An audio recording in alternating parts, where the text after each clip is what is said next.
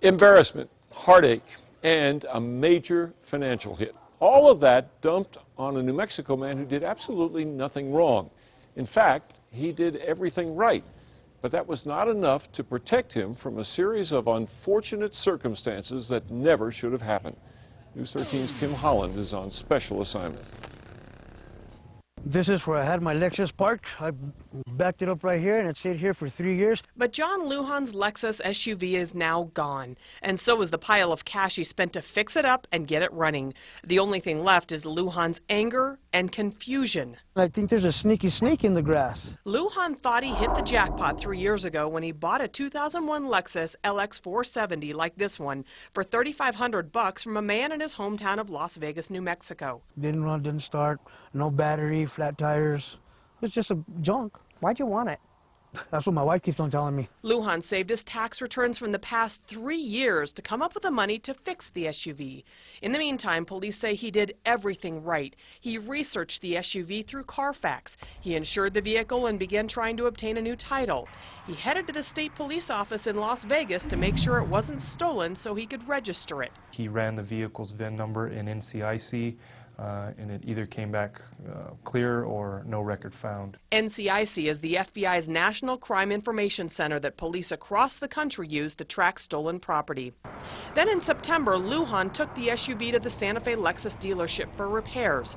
A week later, the vehicle was ready for pickup. The managers were so impressed with the SUV, they even offered Lujan $25,000 for it. But he said, no deal. The car was a gift for his wife. I told him I want a big red bow on top of it. We got him a card. I bought him some flowers out of my own pocket. When Lujan showed up at the dealership with his wife and mother-in-law for the big reveal, he paid the $5,300 bill in cash. But then He tells me, congratulations, Senor Lujan. Can I have a word with you? And I said, sure. I thought he was going to show me if my Lexus was to my standards to give to my wife. Took like maybe 20 steps, turned the corner, and there was 2 state police right there. Probably 2 hours before he was coming here to pick it up, we got the word that state police had called us and said the car was stolen. the police officers read him his rights and threatened to arrest him, then drove away in Lujan's prized vehicle. I was furious. I'm still furious. I haven't slept. My wife cried, I cried. It was the most embarrassing moment of my life. How could this happen? Lujan went through all the proper channels. He filled out all the necessary paperwork. And remember, a state police officer did a VIN inspection to make sure his vehicle was not stolen.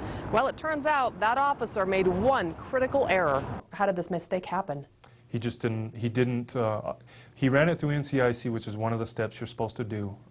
It came back clear there, which that's a good sign. However, if he would have checked the NICB database, they would have found the purged file, which is the vehicle still stolen out of Colorado. Turns out the car was stolen from a dealership near Denver in 2001. State police admit they blew it by not checking the other national database. But Colorado police also blew it by not putting the file in NCIC. Either of those steps would have saved Lujan nearly $9,000 and a lot of heartache. I still can't believe it. Kim Holland, KRQE News 13. The insurance company for the Colorado car dealership now has the car. Police are investigating to try to see who stole it in the first place. Meanwhile, Mr. Lujan has filed a lawsuit against state police and against the Lexus dealership in Santa Fe. The dealer says he wants to work with Lujan to try to get him a good deal on another car. Boy, what a heartache.